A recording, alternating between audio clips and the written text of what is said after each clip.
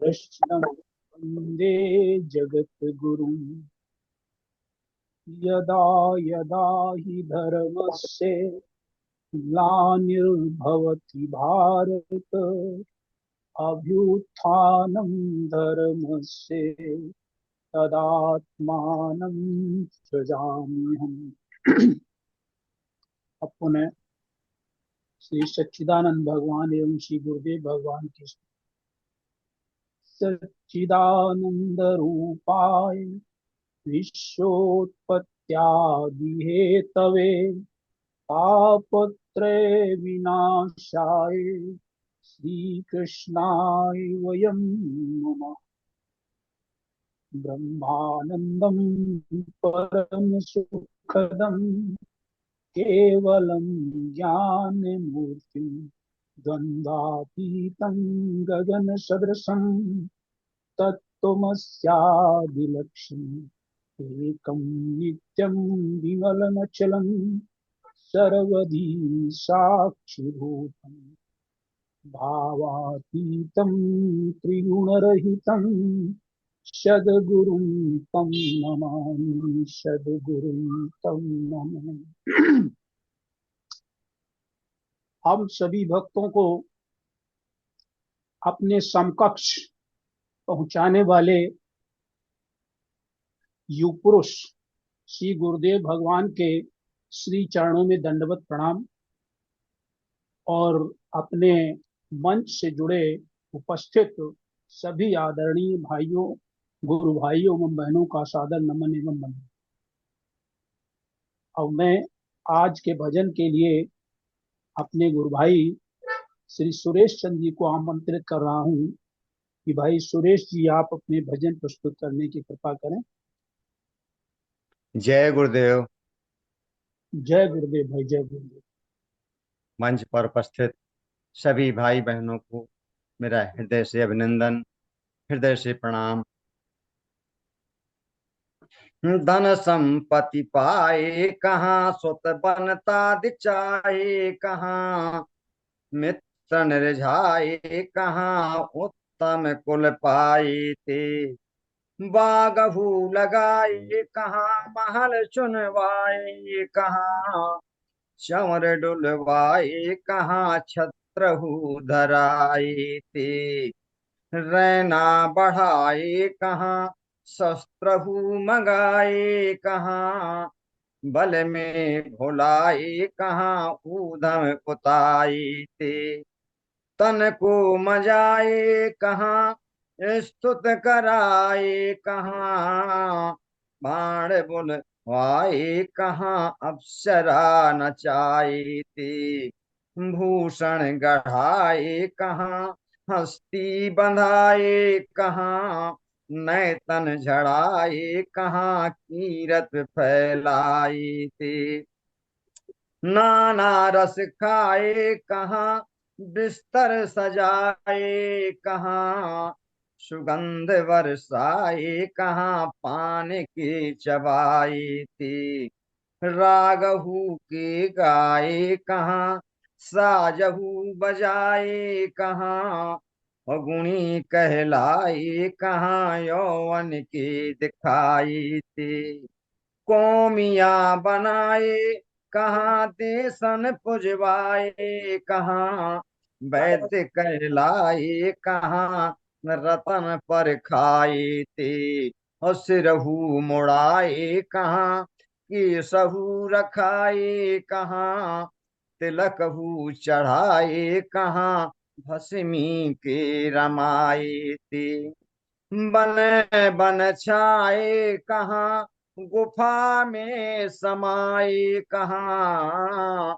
आसन जमाए कहाँ, देह की सुखाई थी, कानहू फड़ाए कहाँ, चीर को रंगाए कहाँ, पंथहू जलाए कहाँ, साधु कहलाए थे, मौन हट लाए कहाँ, आंख झपकाए कहाँ, कमंडल हथियाए कहाँ, दंडहू दबाई थी, कपट मन माना आए को न जाना है, सत्य बिसराना अहम मम की मचाई थी। बड़ो ही दीवाना है, दुख में फसाना है, कैसा भुलाना है, अज्ञान की भुलाई थी।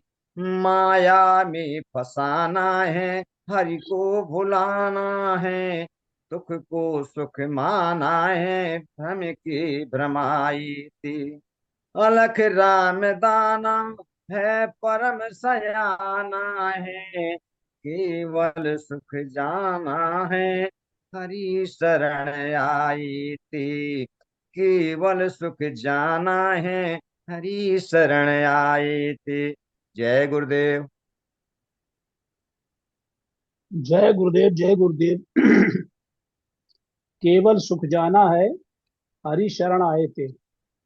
लास्ट में और ऊपर भी आपने कहा कि चाहे कुछ भी कर लो, धन संपत्ति पाए कहाँ, महल चुनवाए कहाँ, नैना बहाए कहाँ, तन को मजाए कहाँ, अप्सरा नचाए थे, भूषण गढ़ाए कहाँ।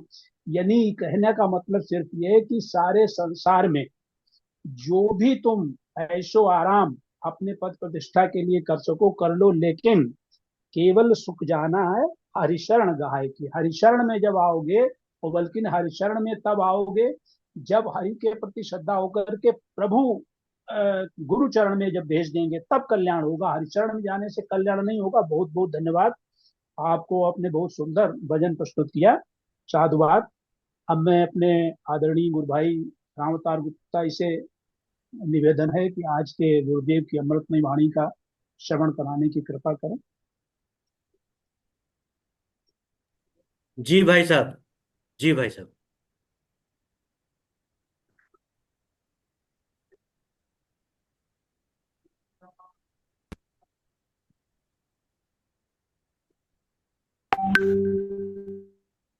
गुरुदेव की अमृतमयी वाणी में आज हम श्रवण करने जा रहे हैं झांसी प्रवचन 4 भाग 2।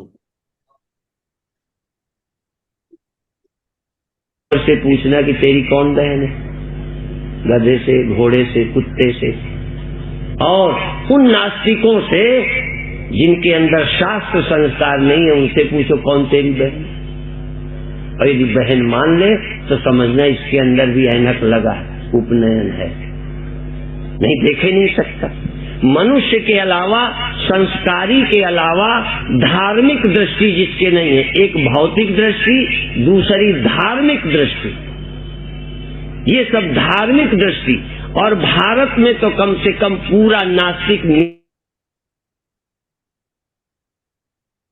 थोड़ा बहुत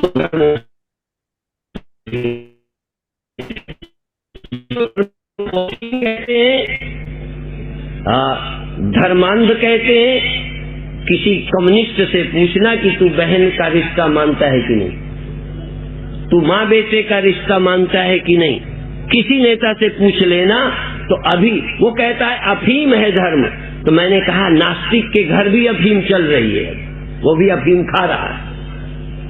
ईमानदारी से सोचो, यदि नास्तिक अपने को कहता है तो बहन क्यों मानता है? किसी जानवर के कोई बहन होती है? किसी जानवर की कोई पत्नी होती है और माँ होती है? सिर्फ पत्नी और माँ का रिश्ता, बहन और भाई का रिश्ता, पिता और पुत्र का रिश्ता, और उसके दायित्व, उसका फर्ज निभाना, जिम्मेदारी समझना, उनका पालन करना। तो आज तक सेक्स संबंध कर लेते। यदि माँ आपको माँ न लगती, संबंध क्यों नहीं है? क्योंकि वो भी तो नारी है, अपोजिट सेक्स है। माने इस प्राकृतिक भौतिक दृष्टि को कमजोर करके धार्मिक दृष्टि पैदा करना, जिससे आंख से जो दिखता था तो दिखता ही है, अब कुछ ऐनक से भी दिखने लगा। इसलिए धर्म उपनयन देता है। इसलिए हिंदुओं में एक संस्कार होता था जिसको बोलते थे उपनयन संस्कार।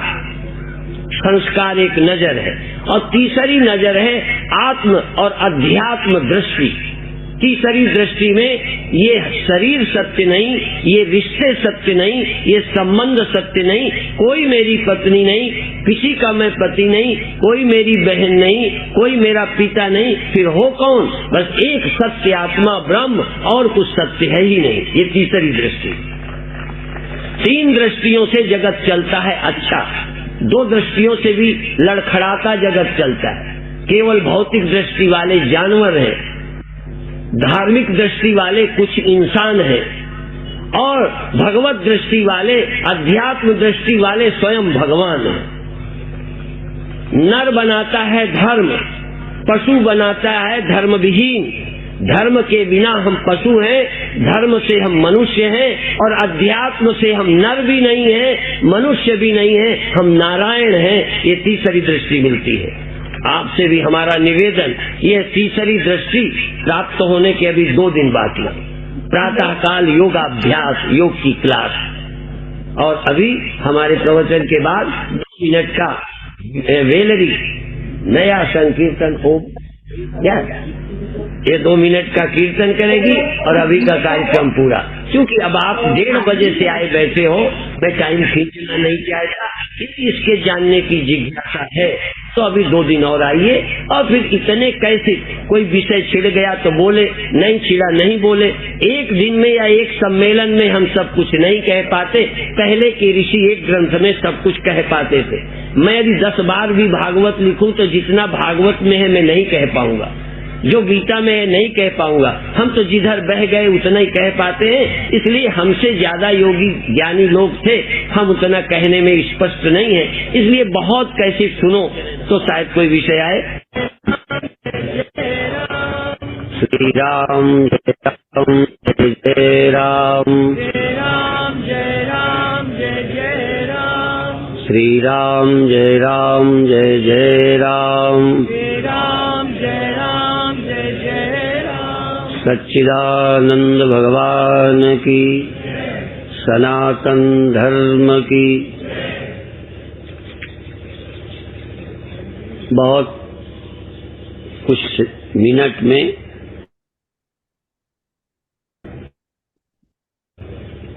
एक सत्य धीरे धीरे स्पष्ट होगा।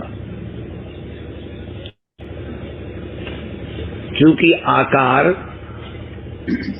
सहित ही हम जागे हैं, जिए हैं। जब भी हमने अपने को पाया है, किसी न किसी आकार में पाया।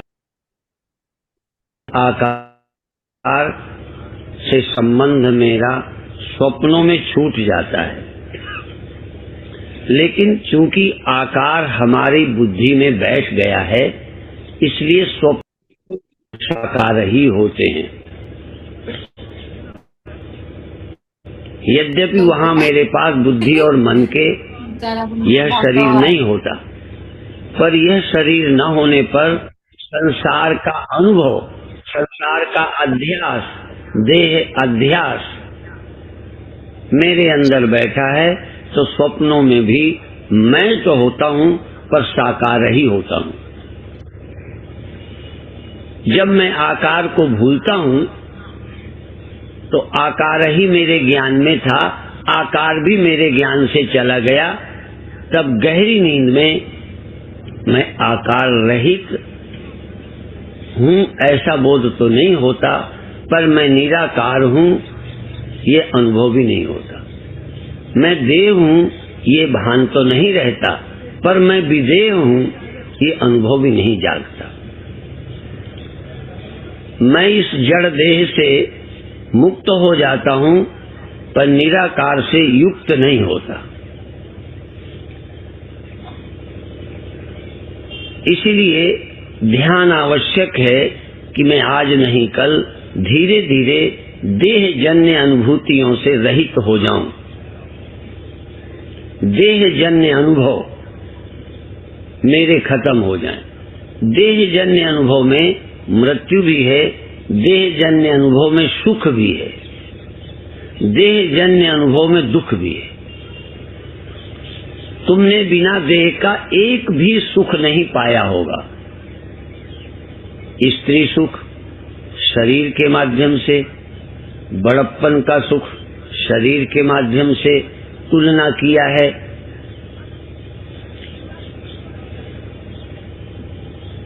जब जब हमने कोई अनुभव किया बड़े होने का, अमीर होने का, सुंदर होने का, सब अनुभव मेरे शरीर से युक्त हैं, सदेह हैं, विदेह नहीं। भारत में बहुत सारे नाम बड़े बड़े विचित्र हुए हैं। जनक का नाम विदेह है। जनक यदि सदेह हैं तो निश्चित वह विदेह भी है।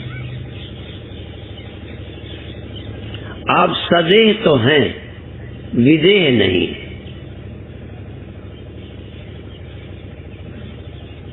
केवल विदेह होना भी दूसरी बात है, केवल सदेह होना और दोनों होना।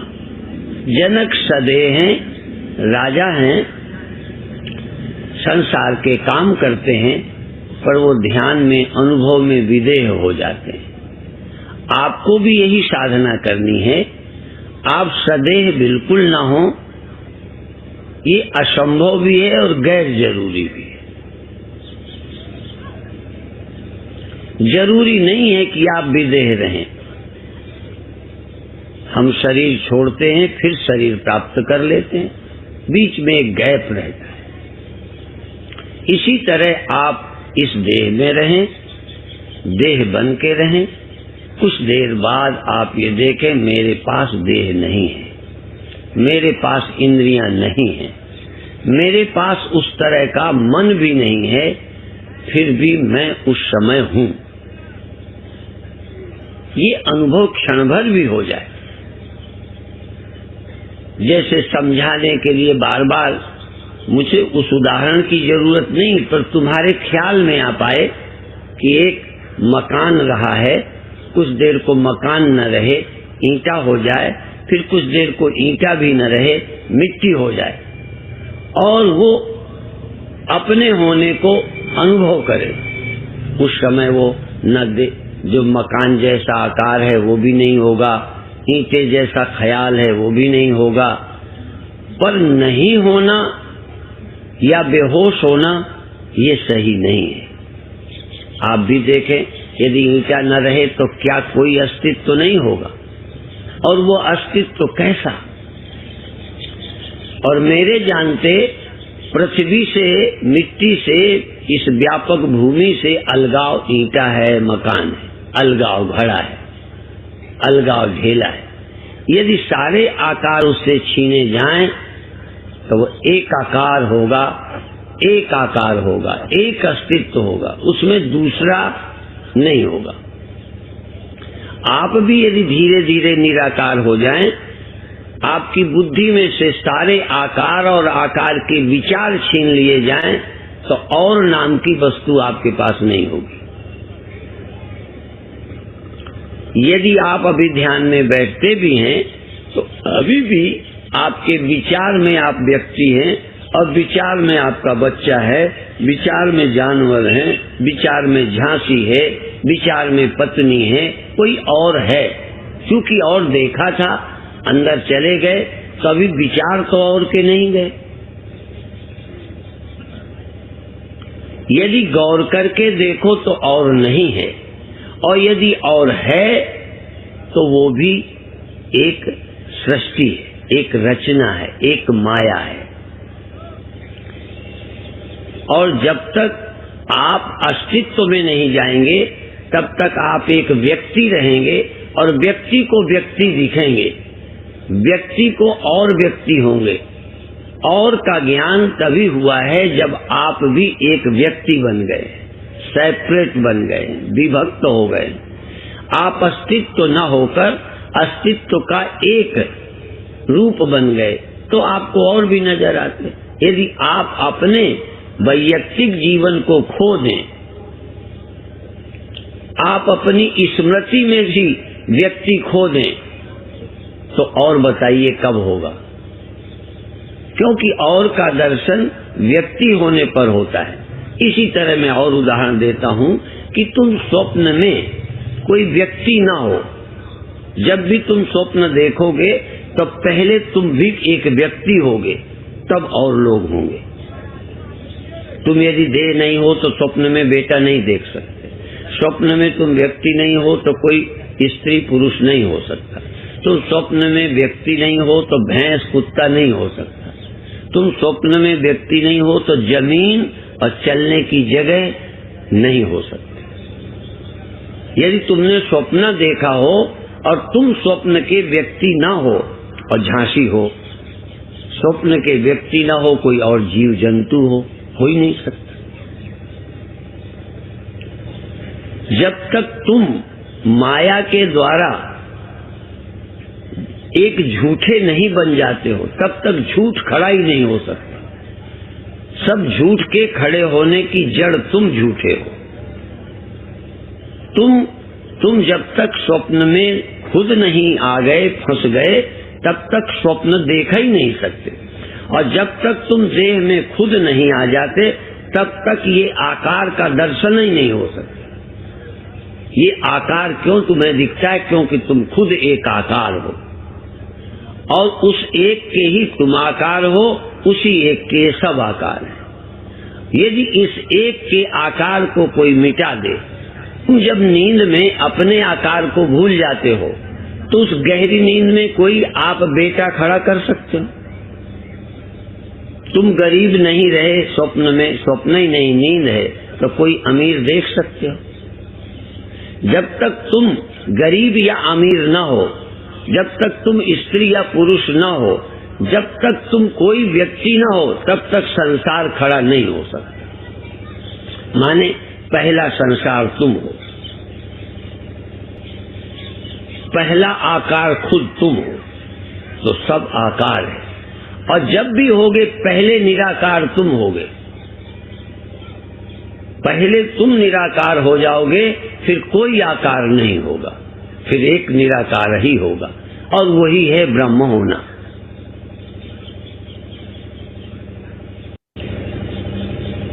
वेदांत दर्शन कल्पना नहीं है। वेदांत दर्शन ऐसे तर्कों से समझाता है। वेदांत दर्शन का ये कहना है कि जैसा दृष्टा होगा तैसा ही दृश्य होगा। जब देखने वाले तुम हो, आकार वाले, तो सब आकार देखते हो। तुमने अपना एक आकार खड़ा कर रखा है, खड़ा हो गया है, या जन्मों जन्मों के अध्यास से है, तो जब तक तुम कोई व्यक्ति हो तभी तक संसार है। व्यक्ति नहीं तो संसार नहीं। तुम स्वप्न में झूठे देह सच्चे बनकर जीवित होते हो, तभी स्वप्न सच्चा लगता है। तुम अपने स्वप्न के आकार को झूठा कर दो, सारा स्वप्न तुम्हें झूठा करने की जरूरत। तुम यदि झूठे हो गए, यहाँ झूठे का मतलब सब नहीं, तुम्हारा आकार झूठा हुआ, तुम मौजूद हो। ध्यान में होगा क्या? अभी ध्यान करोगे तुम्हें गुरु दिखाई पड़ेंगे, पेड़ पहाड़ दिखाई पड़ेंगे, रोशनी दिखाई पड़ेगी, परिवार दिखाई पड़ सकता है। क्यों? तुम ध्यान में अभी कुछ हो, कुछ बने हो। बने हुए तुम बनी हुई आंखों से, ये आंखें बंद होंगी, तुम अपनी बंद आंखों से कुछ देखोगे, तो देखने का मतलब रोशनी ही नहीं है, आंख भी है वहां। बिना आंख के रोशनी नहीं दिख सकती, बिना आंख के गुरु का दर्शन भी। और जैसी तुम्हारी आंख तैसे तुम्हारा गुरु। इन आंखों से यह महात्मा दिखता है। यदि ये आंख बंद हो तो या तो दिखेगा नहीं, और दिखेगा तो तुम अपनी आंख से गुरु देखोगे, अपनी आंख से रोशनी देखोगे, और जैसी तुम्हारी आंख तैसे ही रोशनी। यदि ध्यान की आंख बनावटी है तो रोशनी भी, बोलो, इन आंखों से ये रोशनी देखी है, इन आंखों से देख रहे हो, ये आंखें बंद होंगी, तब तुम एक झूठी आंख बनाओगे। और जब वो तुम्हारी आंख बन जाएगी, तब या तो हरा पीला प्रकाश, गुरु, भगवान दिखेंगे। नकली आंखों से असली भगवान, बोलो, जब आंखें तुम्हारी नकली है तो भगवान असली कैसे हो सकता है? जब ये हाथ तुम्हारे स्वप्न में नकली होते हैं तो इन नकली हाथों से कितने रुपए उठाए वो सब असली निकलेंगे। जब तक तुम्हें नकली हाथ सच्चे लगते हैं तब तक उठाए गए रुपए भी सच्चे लगेंगे। जिस क्षण तुम्हारे वो हाथ गए उस समय जो रात को समेटे थे रुपए भी गए। ये हो ही नहीं सकता कि नकली हाथों से असली रुपए उठा लो, और ये भी नहीं हो सकता कि असली हाथों से नकली रुपए उठा लो। यदि ये हाथ है तो नकली रुपए आप उठा के देखो। कितने बार मैं एक कहानी कहा करता हूं कि एक व्यापारी कपड़े का सो गया, स्वप्न में ग्राहक आया। वो 20 रुपए मीटर पैसे देने को तैयार था। बनिया 40 रुपए मीटर देने को कह रहा था। वो कहा देना है तो 20 में दो, नहीं हम नहीं लेंगे। इसी झिकझिक में वो 40 नहीं दे रहा था, 30 को भी राजी नहीं था, वो 30 तक देने को राजी हुआ। इसी झिकझिक में नींद खुल गई। ग्राहक भी तब स्वप्न का था, कपड़े भी स्वप्न के थे, वो बनिया बेचने वाला भी स्वप्न का ही था। नींद खुल गई बनिया की तो इस देह में आ गया।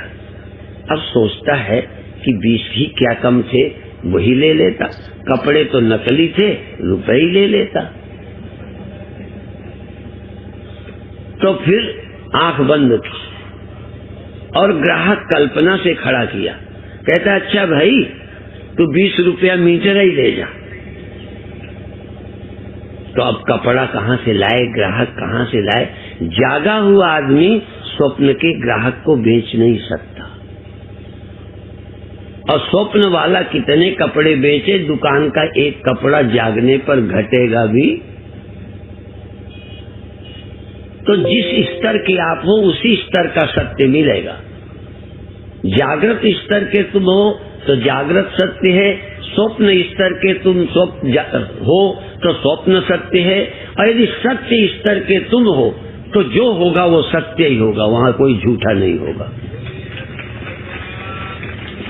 और जब तक तुम सत्य आत्मा नहीं हो तब तक तुम्हें सत्य परमात्मा नहीं मिलेगा। इस स्तर वालों को जो भगवान भी मिलेगा वो भी बनावटी होगा। स्वप्न में यदि भगवान मिलेगा तो वो स्वप्न का होगा। स्वप्न की यदि शादी होगी तो वो औरत भी स्वप्न ही की होगी। स्वप्न में यदि संतान होगी तो वो असली वाली नहीं होगी।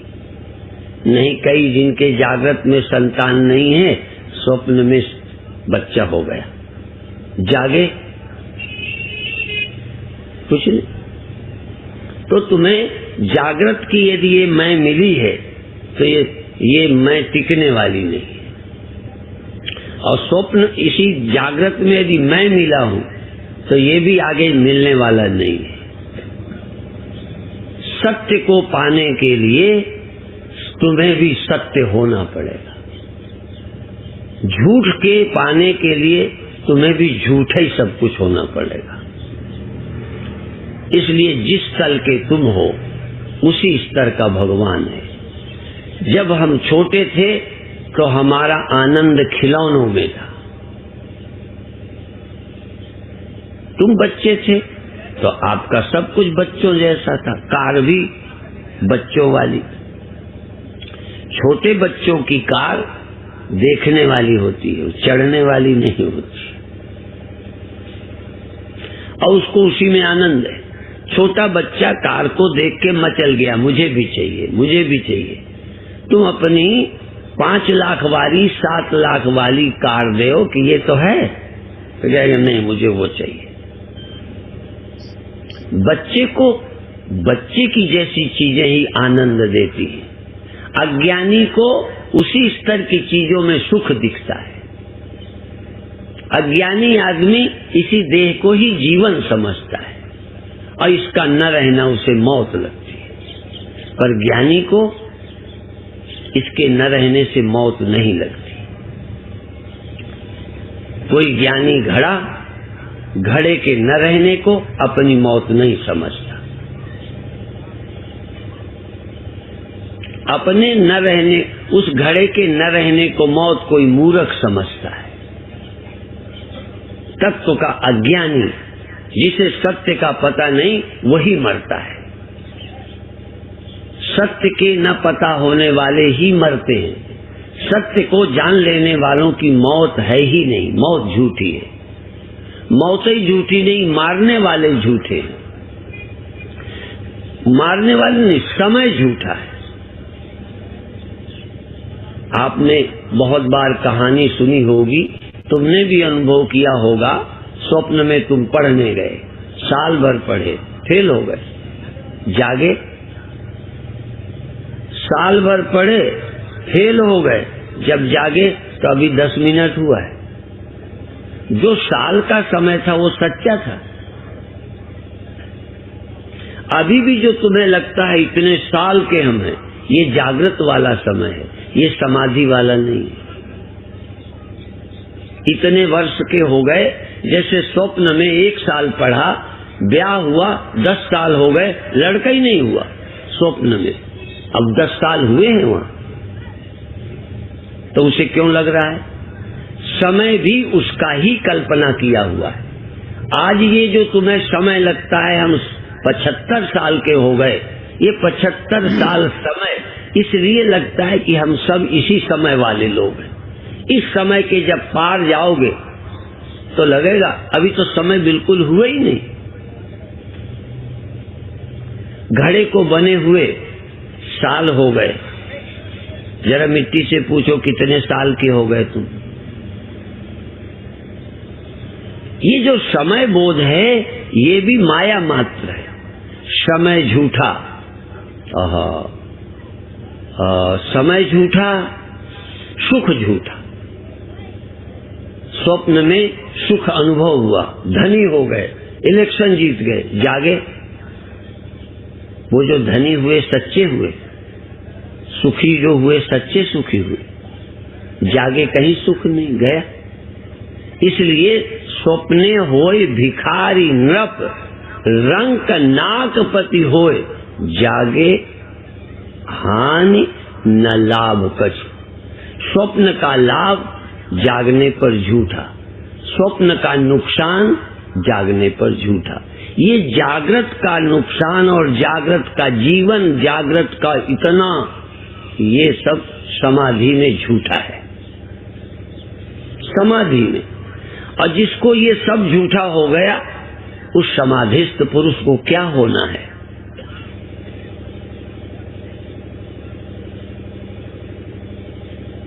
इसलिए लाभ और हानि, जय और पराजय ज्ञानी के लिए बराबर होते। गीता सारी समता पर खड़ी है। लाभा लाभौ जया जयौ, जय और पराजय, हानि और लाभ, सुख और दुख, सुख स्वप्ना, दुख बुदबुदा, दोनों हैं मेहमान। सबका स्वागत कीजिए जो भेजे भगवान। ये सब स्वप्न है। सत्य तो तुम हो, लेकिन तुम ही नहीं जानते कि मैं सत्य हूं। तुम खुद मानते हो मैं असत्य हूं, मैं न रहने वाला हूं। आप न रहने वाले हो कि रहने वाले? मेरा प्रवचन सुन के नहीं बोलना, ईमानदारी से अपनी बात कहना। यदि न रहने वाले हो तो रहने वाला क्या है, उसे ढूंढो। यदि तुम रहने वाले हो तो ईमानदारी से बताओ, फिर न रहने का डर क्यों लगता है? जब रहने वाले ही हो तो न रहने का ख्याल कैसा? क्या सत्य ज्ञानी को न रहने का ख्याल आएगा? जो मिट्टी है, जो घड़ा नहीं है, उसे लगेगा मैं न रहूंगा।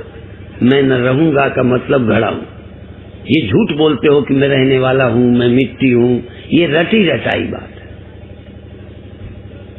कई बार जो मानते तो अपने को दे ही हैं और कहते हैं शिवोम। तुम निर्होश हूं, तुम सदा रहने वाले हो। और मान लो तुम दोनों हो, न रहने वाले भी तुम ही हो और रहने वाले भी तुम ही हो, तो दोनों में सच्चा क्या है? मान लो घड़ा भी हम ही, मिट्टी भी हम ही, न रहने वाले घड़े भी हम और सदा रहने वाली मिट्टी भी, बोलो, हम। तो दोनों हम में न रहने वाला कौन है, रहने वाला कौन है?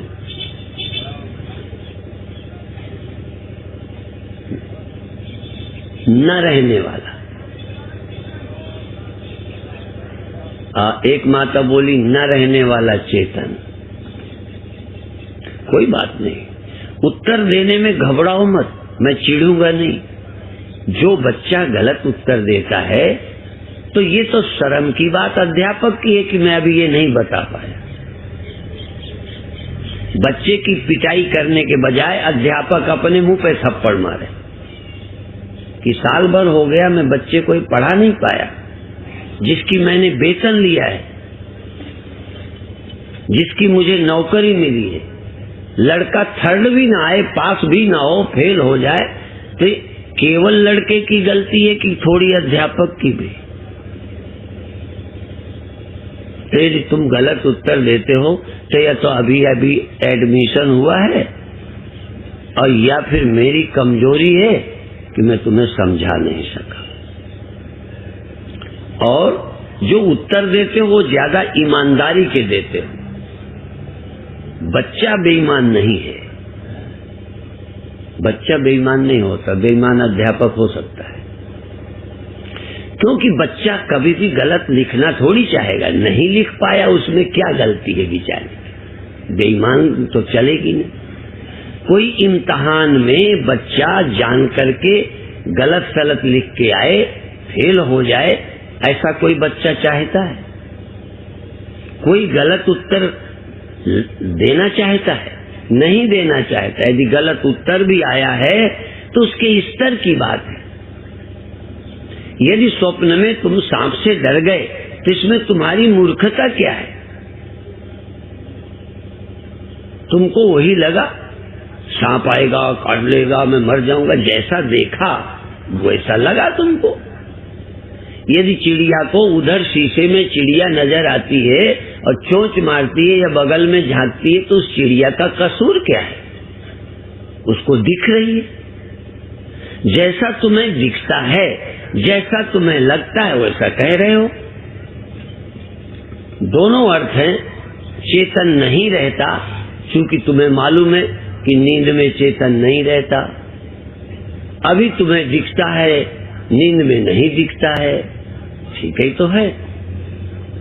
पर मैंने जो उदाहरण दिया है कि एक न रहने वाला घड़ा है, एक घड़े के न रहने वाली मिट्टी है, दोनों एक साथ हैं।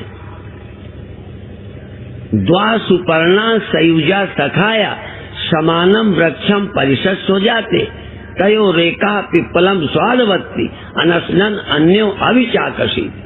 वहां दो पक्षी एक जगह रह रहे, एक पेड़ में दो, एक घड़े में एक बनावट में दो रहते। एक बनावट घड़े की, एक घड़े की बनावट में सदा रहने वाली मिट्टी, दोनों एक साथ हैं।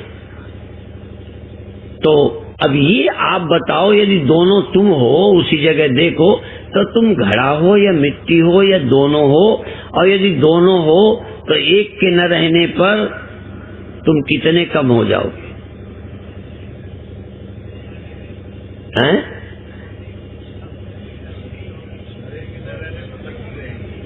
कम हो जाएगी। जब तुम दोनों हो तो न रहने वाले भी तुम और पूरे रहने वाले भी तुम, जरा भी न घटने वाले तुम, तो क्या नुकसान हो गया?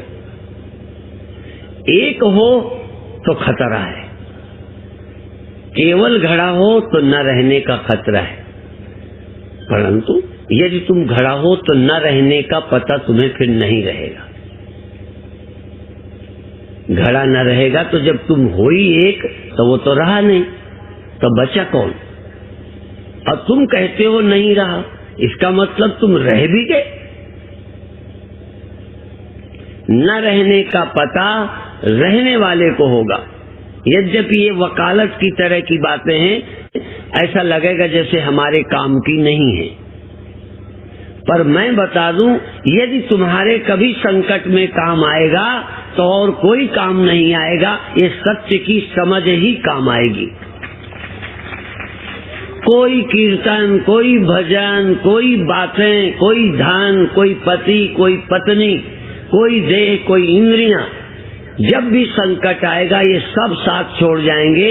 यदि संकट रहित है तो वो सत्य है और उस सत्य का स्मरण है, और कोई तुम्हें नहीं बचा सकता। इसलिए सत्यम परम धीमहि, भागवत का सिद्धांत उस सत्य की याद करो जो रहता है, और रहता यदि अभी नहीं समझ में आया तो मर जाने में समझोगे, यदि जागृत में समझ नहीं आया तो नींद में समझोगे, और कथा में नहीं समझे आएगा तो घर जाके समझोगे। जब भी समझोगे उपाधि के रहते ही देखना है, सत्य क्या है, उपाधि क्या है, स्वप्न क्या है, साक्षी क्या है, कल्पना क्या है, यथार्थ क्या है। बल्कि ध्यान में भी जब कुछ दिखे तो अभी आनंद लो, फिर देखो ये जो दिखा है ये रहेगा या जिसने देखा वो रहेगा। जिसको रंग दिखाई पड़े वो रंग रहा कि बाद में न रंग रहने का साक्षी, कि हम रंग नहीं है। थोड़ी देर रोज जय गुरुदेव जी, जय गुरुदेव। जय गुरुदेव, जय गुरुदेव। बहुत महत्वपूर्ण प्रवचन, और मैं बिना किसी भूमिका के अभिव्यक्ति के लिए अपनी आदरणीय बहन, जिनकी आध्यात्मिक सूझबूझ गहरी है, उषा वसीम जी को आमंत्रित कर रहा हूँ कि बहन अपनी अभिव्यक्ति देने की कृपा करें। ठीक है, धन्यवाद। श्री जय सद्गुरुदेवाय नमः। बोलिए सच्चिदानंद भगवान की जय। श्री सद्गुरुदेव भगवान की जय। सर्वप्रथम परम पूज्य श्री सद्गुरुदेव भगवान के चरणों में हृदय से नमन, और सत्संग से जुड़ी हुई सभी प्रेमी आत्माओं को मेरा हार्दिक नमस्कार। आज ये झांसी प्रवचन 4 भाग का 2 है। परम पूजनीय श्री सद्गुरु भगवान जी फरमाते हैं कि 3 प्रकार की दृष्टि के विषय में बताते हैं। भौतिक दृष्टि, धार्मिक दृष्टि जो हमें संस्कारों से मिलती है, और तीसरी भगवत दृष्टि, आध्यात्मिक दृष्टि जो जीव को नर से नारायण बनाती है। तीनों दृष्टियों से ही ये जगत चलता है। केवल भौतिक दृष्टि है, धार्मिक दृष्टि नहीं है, तो वो केवल जानवर वाला ही काम करते हैं। कहते हैं और धार्मिक दृष्टि वाले मनुष्य इंसानों की तरह, और भगवत दृष्टि वाले भगवान हैं, वो नर से नारायण की तरफ चलते हैं। परम पूज्य गुरुदेव जी बताते हैं, जब भी हमने स्वयं को पाया है, आकार में ही पाया है। कई जन्मों से देह अध्यास के कारण स्वप्न भी हम साकार के ही देखते हैं। गहरी नींद में आकार रहित हूँ ऐसा अनुभव तो नहीं होता, लेकिन मैं निराकार हूँ ऐसा भी अनुभव नहीं होता। देह से जो अनुभव होते हैं उससे रहित होने के लिए ध्यान आवश्यक है। देह जन्य अनुभव, इसमें जो है मृत्यु भी है, दुख भी है, सुख भी है। एक दूसरे से तुलना करना, बड़प्पन पाने का सुख, स्त्री का सुख, ये सब दे जनित है। सुंदर होने का सुख दे जनित है। राजा जनक सदैव भी हैं और विदेह भी, अनुभव में विदेह भी हैं। देह से राज्य के सब कर्तव्य निभाते हुए अनुभव में विदेह हुए। परम पूज्य गुरुदेव कहते हैं कि आप देह बन के रहो, और थोड़ी थोड़ी देर बाद ये अनुभव करें कि मैं देह रहित हूँ, इंद्रियों रहित हूँ, मन भी नहीं है। फिर भी मैं हूँ। परम पूज्य गुरुदेव ये कहते हैं कि ये अनुभव क्षण भर भी हो जाए। परम पूज्य गुरुदेव उदाहरण देते हैं कि हमारी समझ में आ जाए कि, इसलिए उदाहरण देते हैं कि मकान है, कुछ देर मकान ना रहे, ईंटा हो जाए, फिर कुछ देर ईंटा भी ना रहे, मिट्टी हो जाए, और वो अपने होने का अनुभव करे। मिट्टी से अलगाव ईंटा ढेला है। यदि ये सारे आकार उससे हटा लें, छीन लें, तो एक आकार होगा, दूसरा नहीं होगा। जीव की बुद्धि में से सारे आकारों के विचार छीन लिए जाएं, तो और नाम की वस्तु नहीं होगी। यदि ध्यान में बैठते हैं तो विचार में पत्नी है, पति है, बच्चा है, आसपास है विचार, तो और के आ रहे हैं, पर विचार गए नहीं है। ये एक रचना है, माया है। क्योंकि आप व्यक्ति हैं, व्यक्ति को व्यक्ति दिखेंगे, और दिखेगा और का ज्ञान तभी हुआ है जब आप व्यक्ति बने, अस्तित्व न होकर उसका रूप बन गए। यदि जीव अपनी स्मृति में व्यक्ति खो दे तो फिर और नहीं होगा, नहीं दिखेगा, क्योंकि और का दर्शन स्वयं व्यक्ति होने पर ही होता है। स्वप्न में यदि तुम व्यक्ति नहीं हो तो स्वप्न में कोई स्त्री पुरुष नहीं हो सकता, कोई जीव जंतु स्थान नहीं हो सकता। जब तक तुम माया के द्वारा झूठे नहीं बन जाते, तब तक झूठ खड़ा नहीं हो सकता। झूठ की जड़ स्वयं हो। जब तक स्वयं जीव स्वप्न में नहीं आ जाता, तब तक वह स्वप्न देख ही नहीं सकता। जब तक तुम आकार में नहीं आते, तब तक तुम आकार देख ही नहीं सकते। उसी एक के तुम आकार हो, और उसी एक के ही ये सब आकार है। जब गहरी नींद में स्वयं को भूल जाते हैं तो हम किसी को नहीं देख सकते। जब तुम गरीब हो, अमीर हो, दुखी सुखी नहीं अनुभव करते हो, तब तक तुम किसी को भी गरीब अमीर दुखी सुखी किसी भी अवस्था में नहीं देखते। पहला संसार तुम स्वयं हो। परम पूज्य गुरुदेव कहते हैं कि पहला आकार तुम हो, जब भी होंगे पहले निराकार तुम ही होगे। पहले तुम निराकार हो जाओगे, फिर कोई आकार नहीं होगा, केवल निराकार ही होगा। ये ही है ब्रह्म होना। वेदांत दर्शन कल्पना नहीं है। जैसा दृष्टा होगा वैसा दृश्य होगा। जैसी जीव की दृष्टि होगी वैसी ही सृष्टि होगी। कई जन्मों के देह अध्यास से ये पक्का हो गया है, स्वयं को आकार में देह में देखना। परम पूज्य गुरुदेव कहते हैं तुम स्वप्न में सब स्वयं के आकार को झूठा कर दो, सारा स्वप्न झूठा नहीं करना पड़ेगा। तुम्हारा आकार झूठा हो गया पर तुम मौजूद हो। ध्यान में हमें गुरुजी दिखाई देंगे, पेड़ पहाड़ दिखाई देंगे, क्योंकि ध्यान में तुम अभी कुछ हो, कुछ बने हो। बनी हुई आंखों से कुछ देखोगे, रोशनी भी है, बिना आंख के रोशनी नहीं दिख सकती। इन आंखों से रोशनी देखी है। जब ये आंख बंद होगी तो तुम एक झूठी आंख बनाते हो। नकली आंख से भगवान भी नकली ही दिखेंगे, असली नहीं दिखेंगे। जब स्वप्न में कल्पित हाथ होते हैं तो उनसे कल्पित रुपए ही उठाए जाते हैं, असली रुपए नहीं उठाए जाते। कल्पित आंख से सब कल्पित ही दिखाई देगा। परम पूज्य गुरुदेव उदाहरण से बताते हैं कि एक जो बनिया था वो सो रहा था, कपड़े का व्यापारी था। स्वप्न में ही कोई ग्राहक आया, उससे बनिया कपड़ा बेच रहा है, 40 रुपए मीटर बता रहा है। ग्राहक जो है वो कह रहा है कि मुझे तो 20 रुपए में ही लेना है।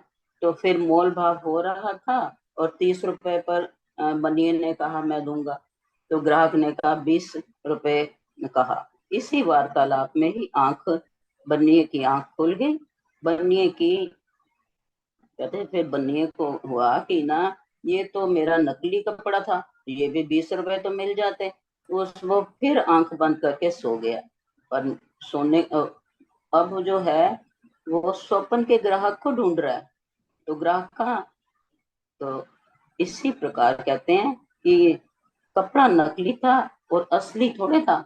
जागृत बंदिया आंख जागृत हुआ तो उसने आंख बंद की, पर नहीं, आंख खुल गई। आंख बंद में जागृत बनिया स्वप्न वाले ग्राहक को ढूंढ रहा है। स्वप्न में कितना भी कपड़ा बेच ले, कपड़ा घटने वाला नहीं है। जागृत स्तर के यदि तुम हो तो जागृत सत्य है, स्वप्न के स्तर के हो तो स्वप्न सत्य है। यदि सत्य स्तर के तुम हो तो जो होगा वो सत्य ही होगा, वहां झूठा कुछ भी ना होगा। जब तुम सत्य आत्मा नहीं हो तब तक तुम्हें सत्य परमात्मा भी नहीं मिलेंगे। स्वप्न में भगवान मिलेंगे तो वो असली वाले नहीं होंगे। स्वप्न में शादी अगर होगी तो जो स्त्री होगी वो भी स्वप्न वाली होगी। स्वप्न में अगर बच्चे का जन्म हुआ तो भी वह स्वप्न वाला होगा। नींद खुली तो स्वप्न टूटा तो कहते हैं कुछ भी नहीं है, वैसे के वैसे। जागृत की जो ये मैं है ये भी टिकने वाली नहीं है। सत्य को पाने के लिए स्वयं सत्य होना होगा, सत्य में टिकना होगा। जैसे परम पूज्य गुरुदेव जी कहते हैं, जैसे बचपन में खेल कूद खिलौनों में ही आनंद आता है बच्चों को। खिलौने वाली कार लेनी है, उस पर अड़ जाता है, तो उसको अगर बड़ी कार दिखाओ कि ये है तो वो कहते मजा नहीं आता उसको, कहते हैं मुझे तो उसी में आनंद आता है।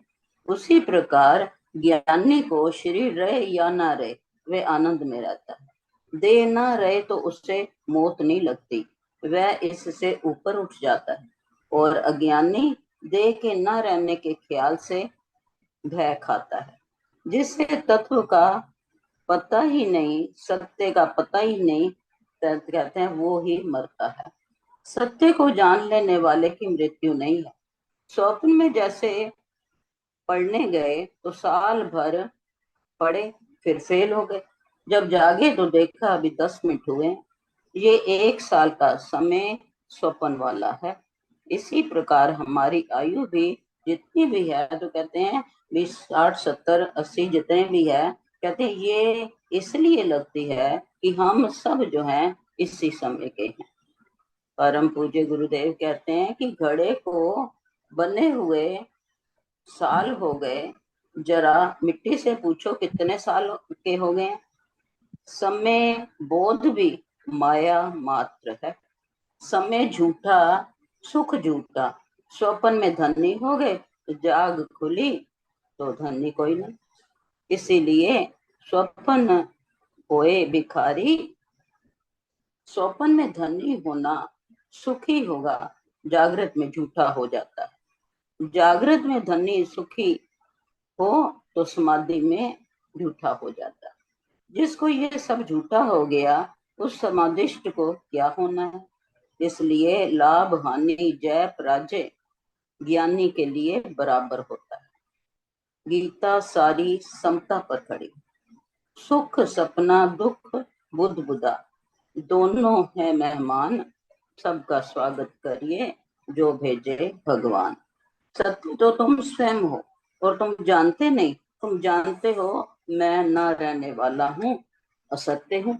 परम पूज्य गुरुदेव पूछते हैं कि तुम रहने वाले हो या ना रहने वाले हो। जिसकी समझ में आ गया कि मैं रहने वाला स्वयं चेतन हूँ, उसे रटने की जरूरत नहीं है कि मैं रहने वाला हूँ। उसे देह छूटने का, मृत्यु का भय नहीं रहता। परम पूज्य गुरुदेव कहते हैं कि मैं रहने वाला नहीं हूँ और शिवो, भाई कई जो हैं कहते हैं मैं रहने वाला नहीं हूँ पर शिवोम रटते हैं। ये अपनी स्मृति में लाने की जरूरत है। सदा रहने वाले भी और ना रहने वाले, तो सदा रहने वाली मिट्टी भी हम और ना रहने वाला घड़ा भी हम, तो रहने वाले चेतन हैं।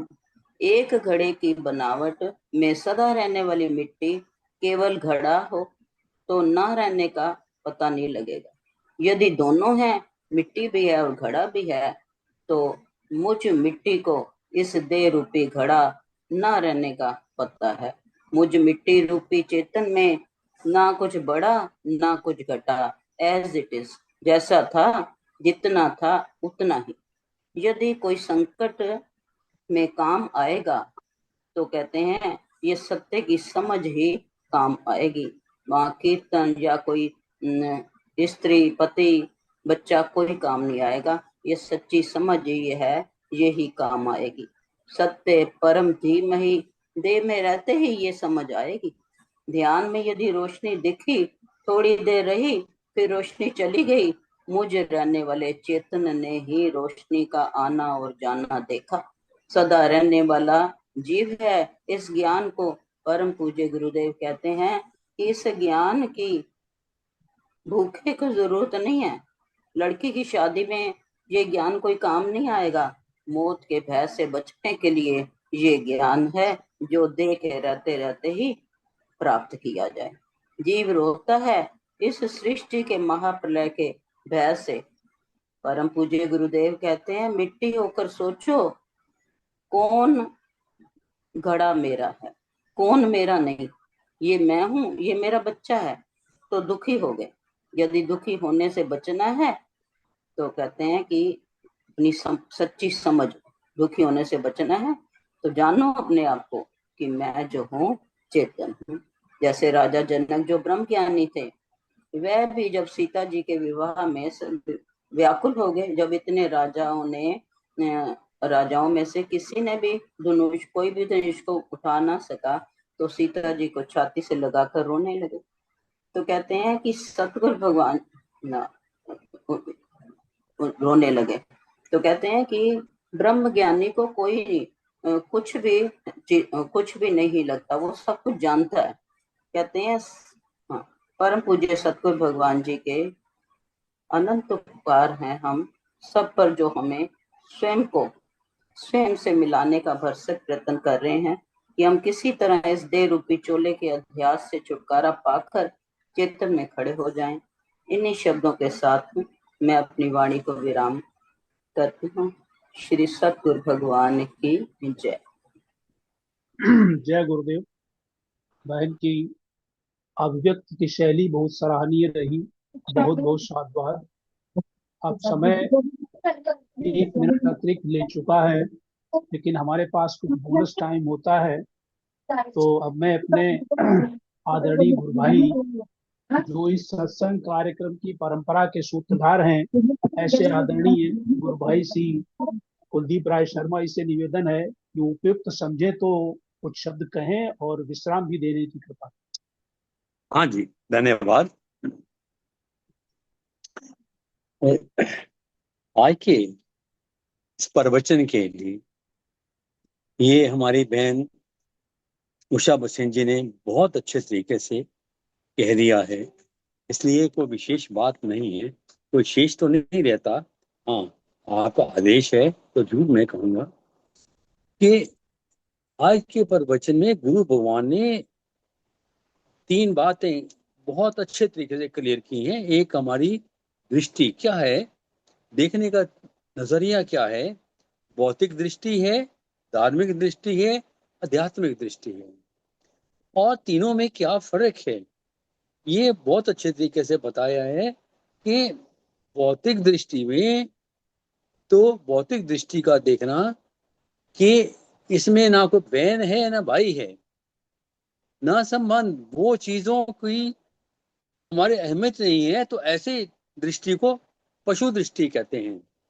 और धार्मिक दृष्टि उससे बेहतर है, इसमें हम बहन भाई का रिश्ता भी मानते हैं, हमें संस्कार कुछ मिल रहे हैं, हम उसको जानते हैं, हम कम से कम ये तो समझते हैं कि आज हमारी मृत्यु होगी तो अगला जन्म होगा, ये तो समझता है आदमी के में ये जो शरीर है, ये शरीर जाएगा तो अगला शरीर मिलेगा, अक्सी के बाद कुछ और मिलेगा, तो ये तो उसको समझ है। तो इसलिए इसको कुछ थोड़ा बहुत इंसान के तरीके से माना जाता है। और आध्यात्मिक दृष्टि में क्या है कि आध्यात्मिक दृष्टि में वो नर से नारायण हो सकता है कि वो अपने आप को देह नहीं मानता। नारायण जो देह नहीं मानता वो ये समझता है कि ये हमारे, वो ये सोच है कि ये जो भी जगत में जो भी हैं, मेरे बहन भाई रिश्तेदार सब एक ही हैं, सब ब्रह्म हैं। और वो तो इवन सिर्फ सिर्फ नर ना, जो उसको तो जो जानवर को भी वो वही समझता है कि जो मैं हूं वही है, वही गाय है, वही भैंस है, वो कुत्ता भी वही है, वो तो पेड़ पहाड़ को भी अपना बराबर समझता है। तो इसलिए इस दृष्टि को बहुत महान बताया गया है और इसी दृष्टि के साथ उसका कल्याण हो सकता है, वो अपने स्वरूप को पहचान सकता है, वो मुक्त हो सकता है। मुक्त वही है, हम हमारी सोच ही अपने को हमें बंधन में डाल सकती है, हमारी सोच ही हमें मुक्त कर सकती है। ये है और काफी है और अ, और काफी कुछ है, लेकिन सब कुछ कहना अभी संभव नहीं है। बस इसी के साथ मैं अपनी वाणी को विराम देता हूं। अभी हम समापन की ओर चलेंगे, अभी विश्राम की ओर चलेंगे। गुरुर ब्रह्मा गुरुर्विष्णु गुरुर्देवो महेश्वरा, गुरु साक्षात परम ब्रह्म तस्मै श्री गुरुवे।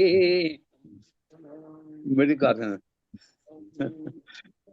एक मिनट बेटे, मेरा कर लेना। गुरुर ब्रह्मा गुरुर्विष्णु गुरुर्देवो महेश्वरा, गुरु साक्षात परम ब्रह्म तस्मै श्री गुरुवे नमः। ध्यान मूलम गुरु मूर्ति पूजा मूलम गुरु पदम, मांतर मूलम गुरु वाक्य मोक्ष मूलम गुरु कृपा। सर्वे भवन्तु सुखिनः सर्वे सन्तु निरामया, सर्वे भद्राणि पश्यन्तु मा कश्चित् दुःखभाग् भवेत्। बोलिए सदगुरु भगवान की जय, सत सनातन धर्म की जय, गौ माता की जय, सियावर रामचंद्र की जय, कृष्ण भगवान की जय, बांके बिहारी लाल की जय। एक बार फिर से कहें, सतगुरु भगवान की जय। बोलिए सतगुरु भगवान की नमो नारायण। नमो नारायण, नमो नारायण। नमो नारायण, नमो नारायण।